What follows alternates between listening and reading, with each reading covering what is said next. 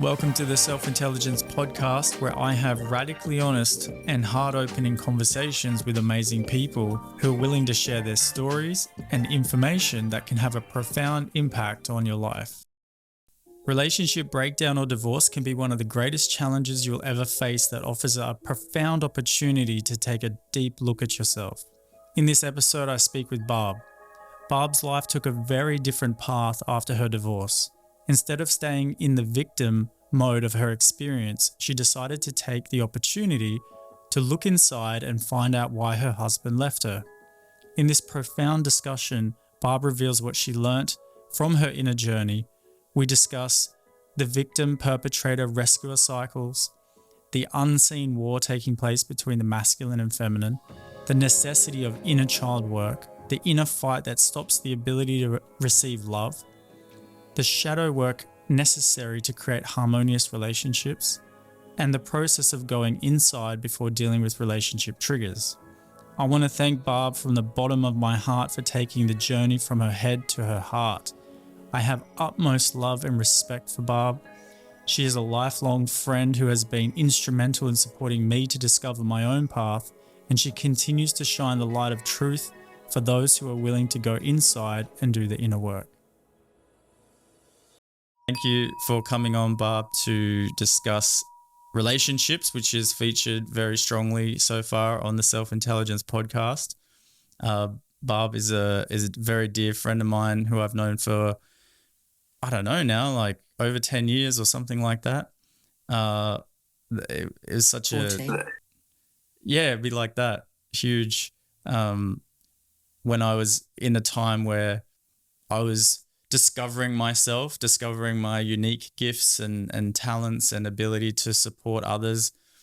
Barb was instrumental in acknowledging that. And we worked from a place called the Lightworkers Cottage, and Barb sort of ran that with Ken as well. And we just had such a tremendous time, and we unpacked in the background so many conversations about so many things, right?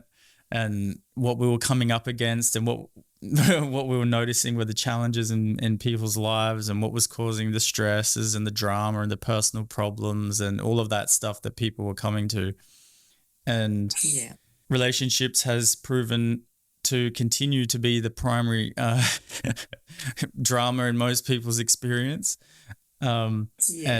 And it's certainly something we'll be focusing on quite a lot. And I was just contacted by Barb just recently because you had some relationship stuff starting to kind of creep up in your own experience. And what I find tremendous about you is that you're willing to forgo your own ego and your willingness to go in and discover for yourself what's happening is quite rare, and where there's the reflex to go into blame stories and defensiveness and be certain that you're right about something.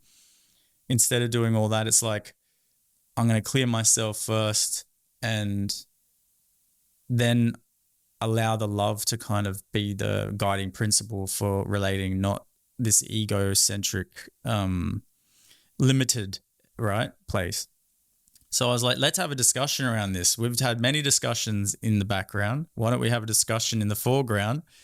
And with that, I'd like to open it up to you to just share with us what your experience has been with relationship. I know when I met you, you had just come out of, or not just, it wasn't that long ago though. It seemed kind of semi-recent, a divorce, and you were very fiery. Yeah, there was a lot of fire in the Barb, you know, she's a fierce woman. But also fierce in willingness to discover, okay, what's happening for me. So tell us a little bit about your experience there. Yeah. Thanks, Chris. Thanks for having me here too. Beautiful to share this moment with you and this time. Yeah. It's been wonderful to watch your journey as well. Wow. Like just seeing you unfold, and it's really cool to see what's here today for both of us, really. 100%. So what I'd first love to say is that the Lightworkers Cottage was birthed through my marriage breakthrough. I've gone from calling it a breakdown to like a marriage breakthrough, because the opportunity that came from that situation, like separating, my husband leaving me, the opportunity that came from that was this awakening in me. It was like a doorway that I needed to obviously walk through, called a relationship breakdown, for me to wake up and actually come home, back home to my heart. And through that experience, I realized so much about myself. I learned so much about who I truly was. And the way I did that was, so I was married for 7 years and the relationship broke down and my husband left. And in that, I felt like I was on the floor. Who am I?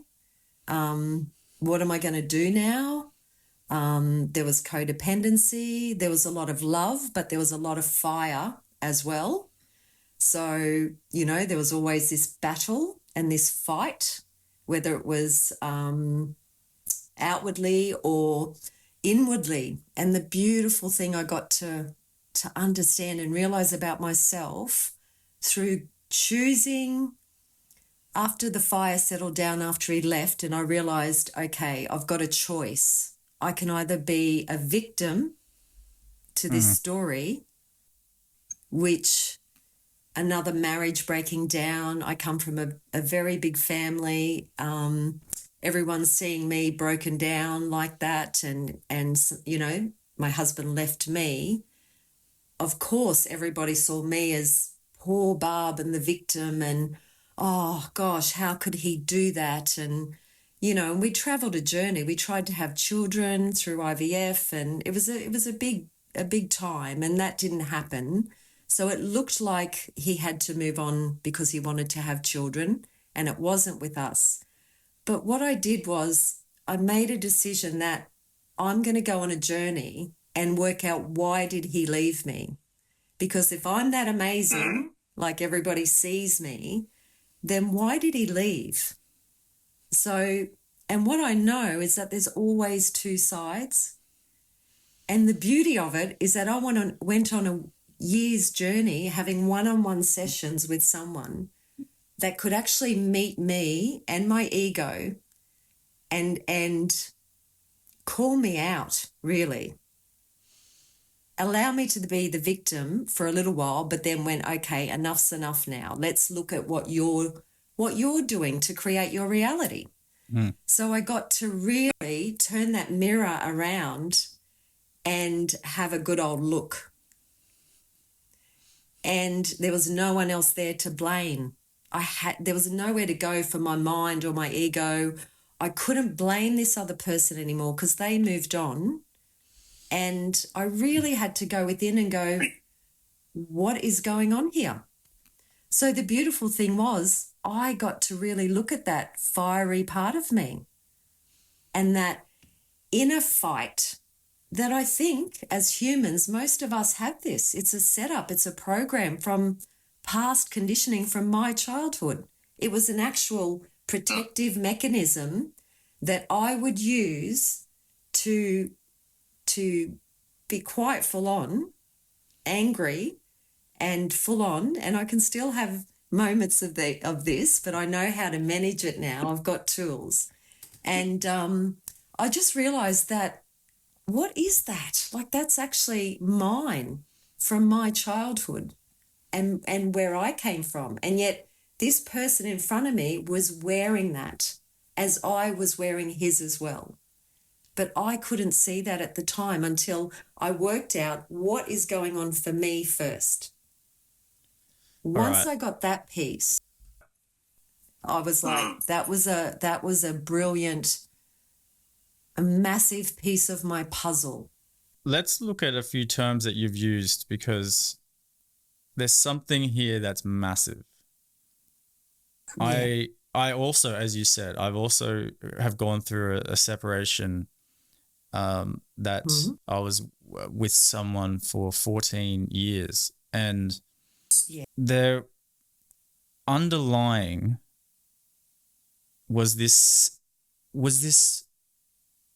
war in a way, this war of wants, this Oh. war of I'm not gonna let him or her get away with. There was this like, I'm gonna make sure I'm not Mm-hmm. abused, taken advantage of.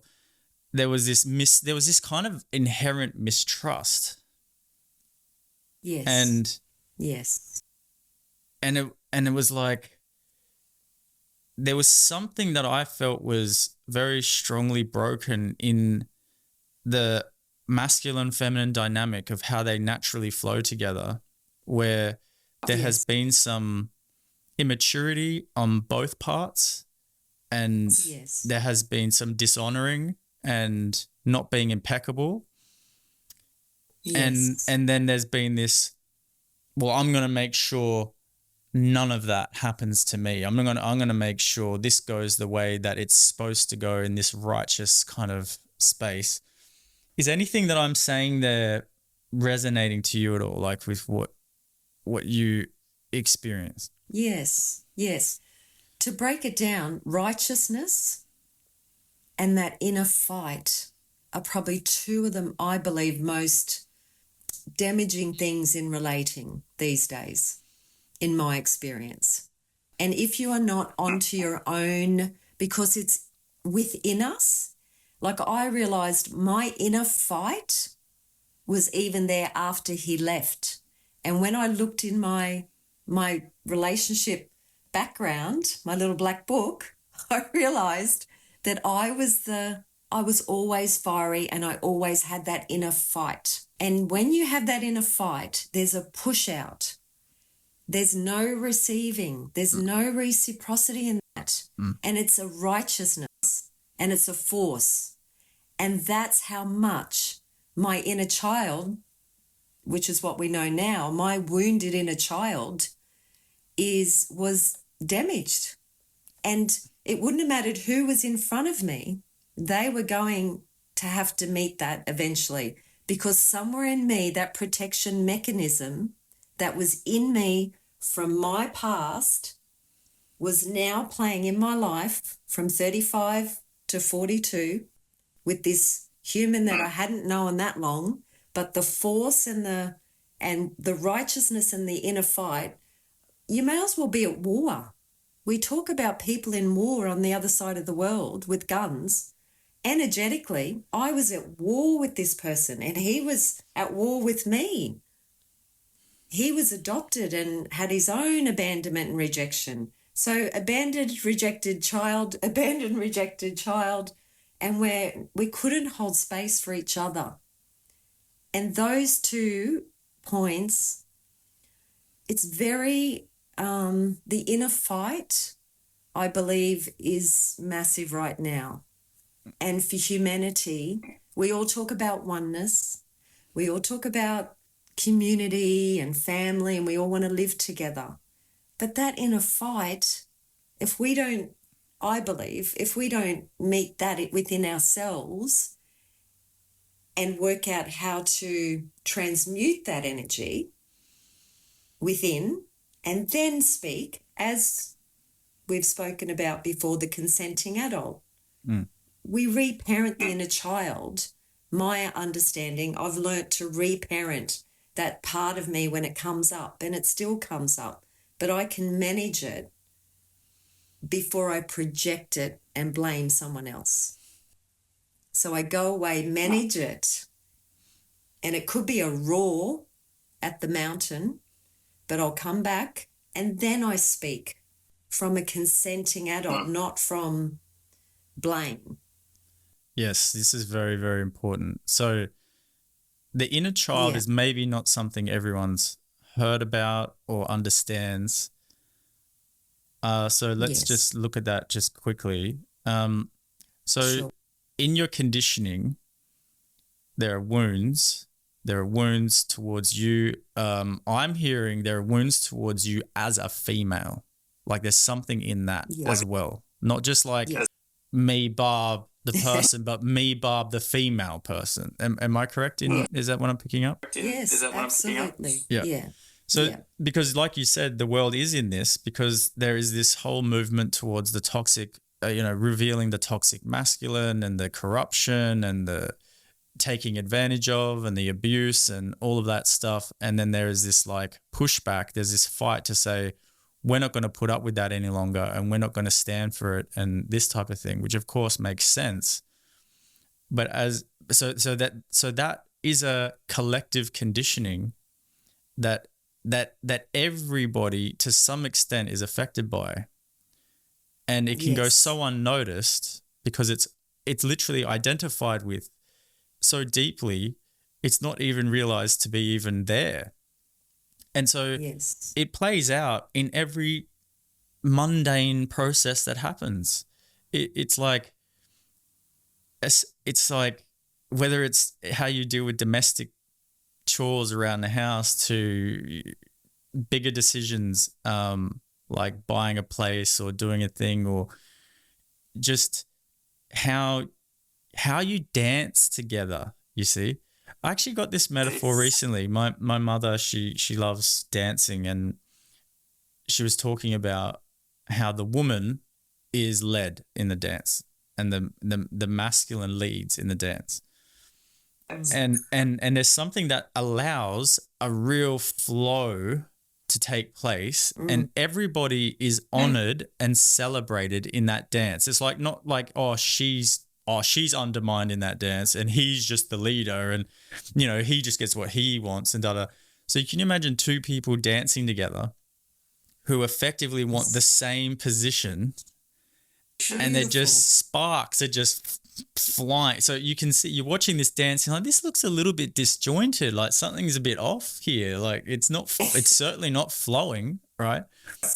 And that awareness I really wanted to bring up in this conversation, this war, this undercurrent war that is going on in relationship. Yeah. Yeah. Because very, very, very important. So you have discovered, okay, this war's in me and my inner child is part of that. So there's an inner child healing, which means there was a victim, right? So for there to be a war, I talk a lot about this, that if there's a victim and there's a victim's been identified with, then you get victimhood, which is, it's not, because of course men, so to speak, have abused their roles and natural roles, if you like, and reciprocity has been damaged at certain times in history. This has happened for sure. And instead of approaching that with consciousness, it's been approached with protection and fear. Yeah. Yes. And so, and there's an unwillingness on both ends with that, like to let that go. So this, when there's a victimhood, like, so there's an identity created out of that, the victim has to be a perpetrator. I don't know how many times I'm going to have to say this where it's like, oh, that's a fact. It's not like an idea. If you're holding, this is anyone listening, if you are holding on to a victim energetic as like an identity, you will become 100% a perpetrator. Now, whether that's you perpetrate on yourself with self-loathing and just poor behavior, sabotage and procrastination, and because you can do it against your actual self, or whether you take that out on your partner or your friends or your family or whatever the case, right? It's going to be there. So how did you heal or approach healing, or what can you remember were pivotal moments, maybe even for you, that you shifted out of this victim identity? What sort of helped you kind of release your idea that that's a fact? You know what I'm saying? Like that you released yourself from that. What can you say about that? Well, I think Yeah, this is good, Chris. I think the first thing I could recognize was when, when my husband actually left and everyone was in shock, and straight away everyone was on, it was not sides, but everyone was feeling for me because I was vulnerable. And so, but after a while I felt like I was placed in this box, like poor Barb, like this victimhood. And then I had to look when I was doing the work with the person I was working with, doing sessions, receiving, I realized that, yes, I was the victim, but I also was the perpetrator. And that's when I clicked. And then the idea is that I have someone come and rescue me. But I wanted to rescue me. I realized that victim, perpetrator, rescuer triangle was very much, I'm either the victim, the perpetrator, or rescuing somebody else. And I realized, and especially today I'm understanding, that does not work. That is an old script that is not valid today. And and I suppose for me, the inner child work, they say the biggest journey is from our head to our heart. For me, when I went through the inner child work and started receiving sessions and understanding, is that the inner child is the smaller part of ourselves that is feeling scared and fearful or victimized or, not empowered. Whereas there's another part of me that, so I was either the victim and small or the adult and roaring and fighting.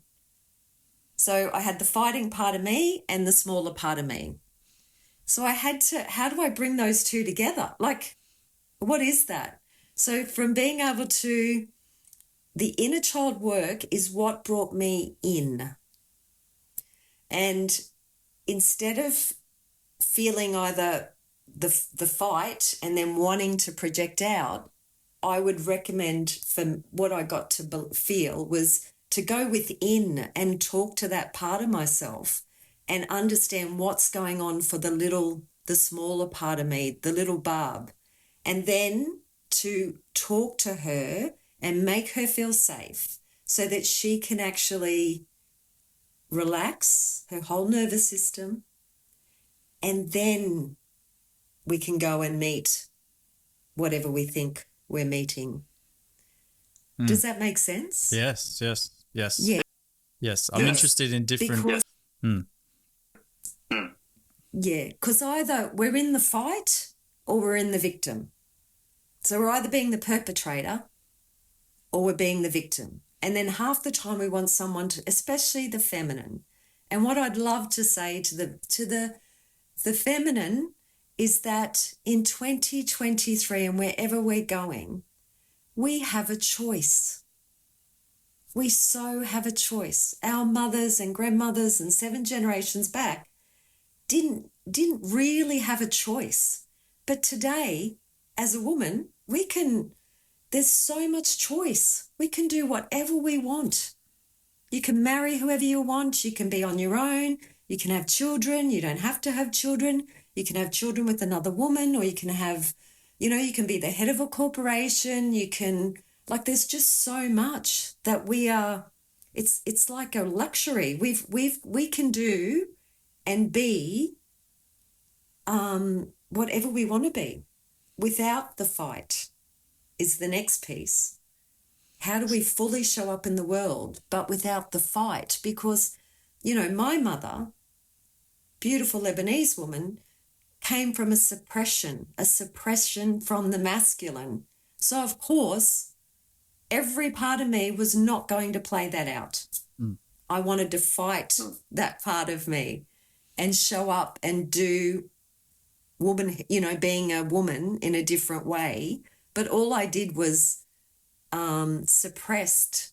I carried my mother's suppression, and then my anger was at the masculine. Whereas there's no need for that today. But until we walk ourselves home back to our heart, and into our bodies and show up fully, we've got a bit to go. We're working on it. We're walking ourselves home, I believe. Yeah. No, yeah. If you would like to download a free beginner self-recognition guided meditation audio to start your journey of healing and freeing yourself from the inside out, see the link in the description or go to selfintelligence.com. Home is the tagline, like walking yourself home, coming home. What does that really look like? Something simple I'd like to put from the perspective that self-intelligence comes from, which is if you are either in the fight or flight mode, which is the victim perpetrator mode, there is this capacity to witness both of these modes. So if you have the capacity to witness both of these modes, then you're not either of those modes, because you cannot claim to be the victim if in the next second you can be the perpetrator. You cannot claim to be the perpetrator if the next second you can be the victim. But there is this witnessing presence that says and could say to your therapist, today I'm in the victim mode. Like, that's where I'm feeling. That's where I'm at. You know, that I'm in the storm of the victim. And the next mode, I'm in the storm of the perpetrator. And it's like, okay, there's not actually a lot that can be done about any of that. Because when we talk about the inner child work from the perspective I'm speaking to it, and this is where it's important, because you can talk about these things, black and blue, all day long, and it will provide a certain degree of awareness, but the identity still gets caught up in those things. And the realization, because you said this way back in this conversation, you said when we separated, the question was, who am I? You see, that was the question. I didn't know who I am now, because I knew who I was in respect to this role as wife and everything going on, and someone to blame. That was part of my, safety as well. A lot of people won't separate from their partner, principally because they're afraid they won't have anyone else to blame. It's like, how do I deal with, if I'm just dealing with myself, I won't be able to cope with that. At least I can blame this idiot who keeps doing the wrong things, and I can, judge them for that. And everyone around me tells me it's justified that I can judge them for that. But if I'm just on my own, then, oh my gosh. So who am I? Okay. You are not the inner child because you're the witness of the inner child. Yes. So you are further back than the inner child. Yes. Otherwise, you wouldn't be able to claim it. You wouldn't be able to say that it's inner child. So the inner child work is simply to be its witness. Now, when you say love heals, right? Love heals, because that's absolutely true. The witness is the vibration of love. So if you're prepared to remove your attention from the story, which perpetuates the role and the identity, you become the witness, which is the vibration of love, which heals the story, right? And now your interaction with the moment is freed up of that baggage naturally. And so all of a sudden your partner might say, you've changed. Like, what's happened? Like, I like something feels different, or they feel more available to you, or they feel like they can give to you, because when you're in war, you cannot receive, as you said, right? And all of a sudden they can start giving to you because you're like, and then you think they've changed. It's like, oh, look at all the amazing gifts this love is giving me now that they were so held back. It's like, no, you're just in a state of receiving now, so they can offer you that, you see. So any inner work is the work of removing that which takes you out of the vibration of your natural state, which is love as a vibration, and not the love of something, because that love is unconditional. It's not the love you give to your partner. It's not the love you give to your kids. It's not that type of love. It is fundamental to our witnessing nature. And that piece there, I have found in many of the so-called work that goes around doesn't necessarily get the focus because it's all over. If you accept that there is no story now. It has ended. Whereas the ego goes, yeah, okay, I'm on board. Let's do this whole naming stuff. Like, I'll call myself an anxious avoidant, and I'll call you a da-da-da, and I'll call my inner child a traumatized, and I'll call da-da-da. And it's like the ego goes, oh, this is great. These are so many things that I can kind of get in on and kind of juicy with, because it is important that we can identify those things, but for the reason that you disidentify with them, not that you become more identified with them, you see? And that piece there is what's extremely rare. Yes? Because the person goes into the therapy room going, you're going to fix me, the person, right? You're going to fix my inner child. You're going to do this thing. And actually, what's actually happening, if healing is truly happening, is the person that went in is not going to make it out. The person that starts the journey does not finish the journey. Yes? Yes. And, that's it. And so you were talking a bit earlier how there's a lot of this relationship stuff going on, but somehow the tendrils of covert blame and judgment can still creep into the conversation, right? And I have simple processes for that. For example, anyone who's listening to this, who's done, so like say couple counseling or coaching or whatever the thing is, right? Whenever you hear the word should and shouldn't in any sentence provided to you as part of that growth process or learning process or whatever, you know that behind that is judgment that is very covert and very justified. Can you only imagine like how justifiable the judgments would be and reasonable the judgments would be that your partner should do this and that and the other thing? It'd be like, of course they should. I mean, you take it as a fact, not realizing that is the reason the war exists right there. And so there's then already, I'm not going down the path of that should and shouldn't, not because of any other reason than it's false and I've got to rebel against it now. And then you get the polarity and then and the war just continues. Absolutely. And it's like, well, but if I got rid of the should and shouldn't, then I wouldn't exist. It's like, yes, that's the point. And not that you wouldn't exist, the false version of yourself, which is the past, right? Yes. Would not exist. And relationships are there to ensure that whenever you think you're done, whenever you think you've discovered yourself or whatever the case, and they're there to make sure that whatever leftover fears and what you haven't let go of and everything bubble up, right? They ensure that will take place. You know, and you recently called me and said, look, I've noticed some, I love the word you used. You said edginess. Yeah.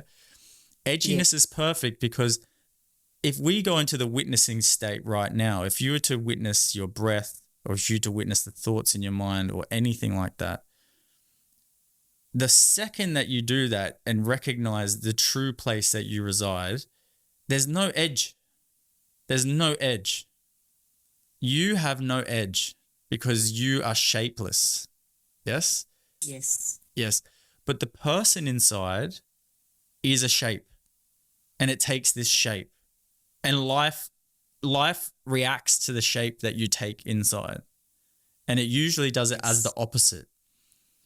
So if you're being the shape of the adult and you're taking all the responsibility, the other will take the shape of being a child and not taking responsibility. Yes. That's how it just works like this. Unless they're conscious enough where they won't take shape with you. And they will let that what they do is they dissolve and then you are left on your own with your own shape that is hurting yourself. You see? Yes. But one of the greatest fears we have is being alone. So instead of going, I won't take shape, we go, I'll take shape and we can go to war together. At least we're not alone. At least we're Yes. together. You see? And so that's actually, the war comes from fear. I think everybody has to be clear about that. It's not a war that comes from any heinous like place. It's literally just fear, and mostly the fear of being alone. Yes, definitely.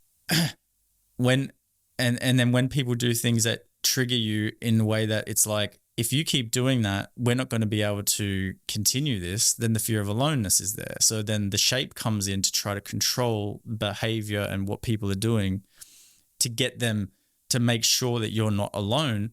But of course, what you're presenting seems so reasonable. Like, you should do this. Of course you should do it. And it's like, no. That is the war. But okay, so something so simple like that. Notice anytime the should or shouldn't enters your domain that you believe it to be true. Just notice any time that happens.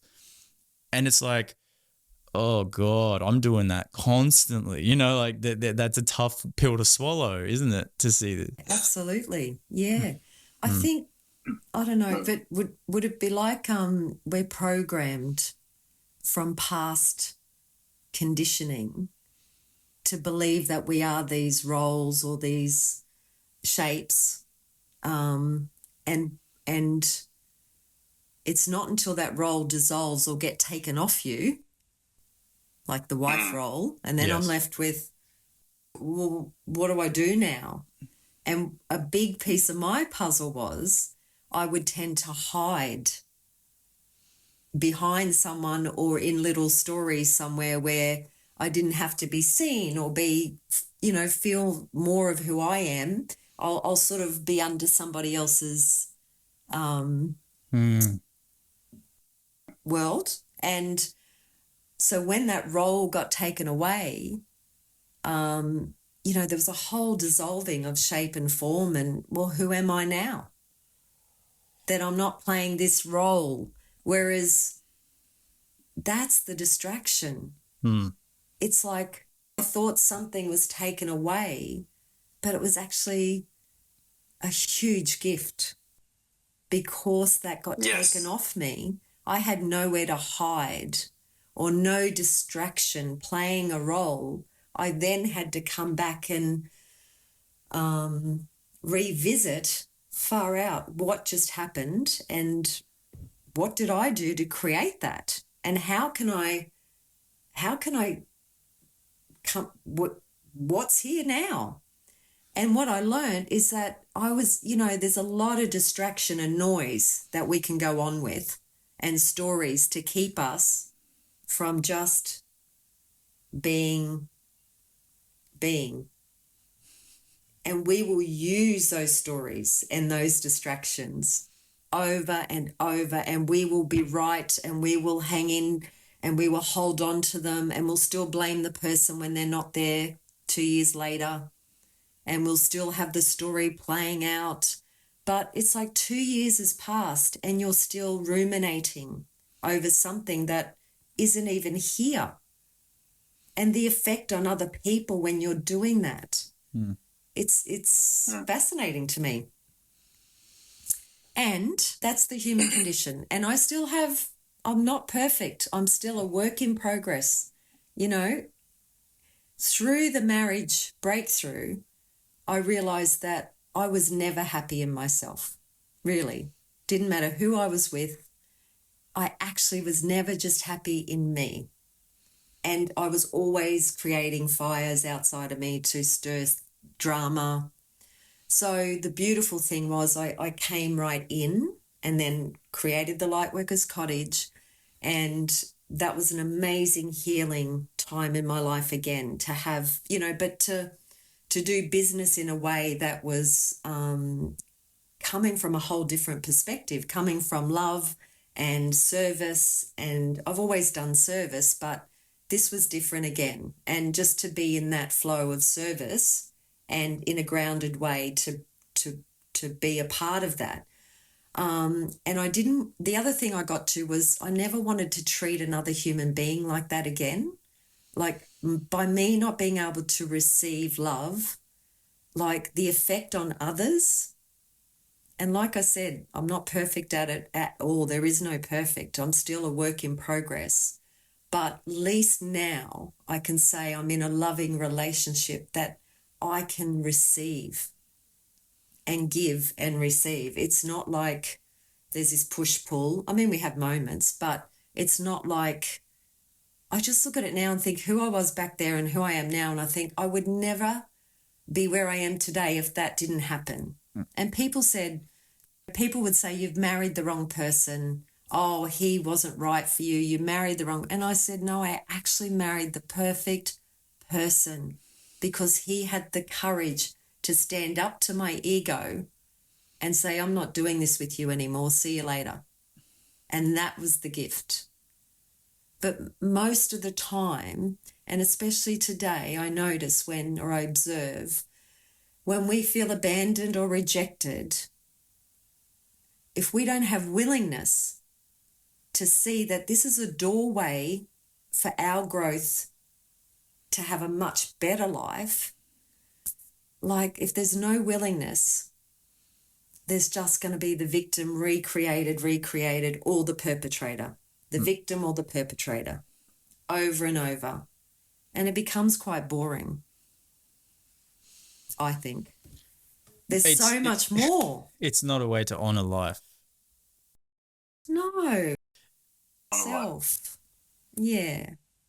There's so much more. Which, yeah, exactly. Yeah. But it does take willingness. That, I think, is the word. If you don't have willingness, then it's like, I want to give up smoking, I want to give up smoking, I want to give up smoking. But if you're truly not willing, don't even say it. Enjoy the cigarette or enjoy whatever it is and let yourself have it. And then the day will come where you'll say, I'm ready to let it go. That's how I see it. Yeah. Yeah. Thank you for that. That's definitely the conversation that spurred this whole thing. Was I'm so moved by your willingness, and my experience felt like that. Yeah. It's like different relationships will kind of get to a point of willingness, it seems. And it's just like, yes. There's this like, nah, I'm not willing to go beyond this point here. I'm not willing to let go of myself to this degree. I'm going to hold on to that, keep that. And there's a realization that being in your life is the reflection of you, but they do it differently. They just do it differently, but it's the same. And if there's something that, talking about willingness, right? When in my separation, what made true sense in my heart for what was to honor the relationship and to honor myself and to honor the journey and the gift that I was given with this beautiful being that had its time, was I just sat and wrote the most sincere apology for what I could see is what I brought to this situation. And this apology had nothing to do with them receiving it, liking it, acknowledging it, nothing. I didn't even need to show them it. Okay? Yes. But it was to take responsibility for myself. And because a true apology isn't about who's right and wrong. A true apology is just someone who wants to come back home. Yes. Right? Yeah. To their heart vibration. Because when you are sincere in your apology, you are free. You are free. Yes. It doesn't matter what anyone else does. And so I would advise anyone right now who's listening to this, who's in a relationship where there's triggers and challenges going on, and just like, I want to do the inner work and I want to start that process. I would start with a sincere apology. And there will be this like, no way. Are you kidding me? You have no idea what this asshole has done. They have gambled our money away. They've lost the house. They've been abusive to my kids. They've died. how the hell are you? What I'm just saying right now is massively triggering, right, to the ego. Yeah. But what it's giving you, what it's showing is how willing are you to see? How willing are you to see that was a reflection, right? Because until you see that, like you said, that you will remain the victim, and then you will remain the perpetrator. And if you are a perpetrator and a victim, you'll be stuck in the vibration of shame. And the vibration of shame is a very, it's not where anyone wants to be. It's essentially hell. It's hell on earth is to be stuck in the vibration of shame, right? Because every move that you make is crippled by your own self-judgments and judgments towards others. And it's a very restricted, like you've got a straitjacket on you. Yeah. So apology, I call it apology medicine. Yeah. So anytime, I do this with everything. Anytime that I meet life with my mind and not my heart, there's an apology. Anytime. That's beautiful. Right? Because I'm coming from fear. I've lost myself. Yes. That is not who I am. Yeah. I'm not that. So the apology is to come back home to myself where I'm truly supported, you see. And it's that willingness, like in an instant, I'm meeting life in my mind, apologize. This is what it is. This is my should. This is my self-righteousness. This is my entitlement piece. This is where I'm taking ownership. This is where I think I deserve. This is da-da-da-da-da-da-da. This is where I've reduced the whole of this experience of this universal moment into a reduction of my personal preferences. I've done all of that. I have eclipsed the whole gift here to some delusion in my mind. Apology. And not because you're wrong. Yeah. You know. No. That's it too. The wrong and the right just keeps in a fight. It's apology from the heart. And it's almost that's taking responsibility, I think, in what you're saying. Yes. That's the willingness to say, because who's going to do it first? Yes. Like really, Chris, who's gonna own or take the self-responsibility first, or have the apology first? Yes. Because that stubborn part is war. We're still in war, and we're all talking about oneness and living together and working together. It's all community and family and oneness. But I feel like until we do the self-responsibility or be responsive to the self first, that is key. And the other thing I say to myself is, can I take 100% responsibility for my 50% of any transaction in any relationship, whether it's friends, partner, family? Can I take that 100% responsibility for my part? Not, well, I'll take 50 and you take 50.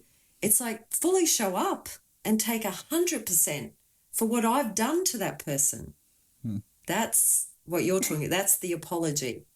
That's the self-responsibility. To me, that's another key, because it's always easier to go out and blame. For me, the mind will always want to see it in someone else. But can we say, hey, why is that person reacting to me like that? What am I creating in this piece? If you would like to discover who you really are beyond the voice in your head and emotional states that cause relationship drama, stress, health issues, procrastination, sabotage, addictions, essentially all the drama and personal problems you can think of, come and join me for the Wake Up Experience, which is the first step in freeing yourself from the inside out. See the link in the description for more details. 100%. Barb, thank you for bringing this willingness piece, because there'll be plenty of people feeling the call, right? Feeling the call to go like, I'm going to take that jump first. I'm not waiting anymore. I'm not waiting for the world to wake up. I'm not waiting for people to get better. I'm not waiting for the world to meet the images in my mind of what I think it should and shouldn't be, because it doesn't do it. No matter how much I think it should, it does not show up the way I think it should. So clearly, I've got to do the work. And I encourage whoever is listening who is feeling that way to reach out to people. Barb does sessions, for example, one-on-one sessions, and offers the same support that you got once upon a time. And I offer, absolutely. And Yes. there's that, all the support that you could ever imagine is just waiting to gift you, to offer you this journey from the head to the heart. So, yes. And this is what I say to people is, I'm just here to walk beside you, to help you remember what you already know. Like this stuff. And I think you were showing us that in these podcasts. It's like we're all the same. At the end of the day, we've all got a lot of the same programs or stories or guilt, shame, the inner fight, projection, victim. So it's like we're just all here to, I'm here to support people just to awaken and remember in your own way, in your own pace, and to be able to receive and have more love and more joy in your life, rather than conflict and trauma and all the other things. Yeah. It's time. Absolutely. I believe we're here now to do this work. So, Absolutely. Yeah. There's been no better time than the present. There's no time like the present. All right. Well, thank you. Yeah. And I'll surely have you on again at some point to tune in and have a chat wherever it naturally arises, and just be a reminder. And yes, thank you so much. Thank you for listening to this episode. If you got value out of this, please share it so that other people can benefit also.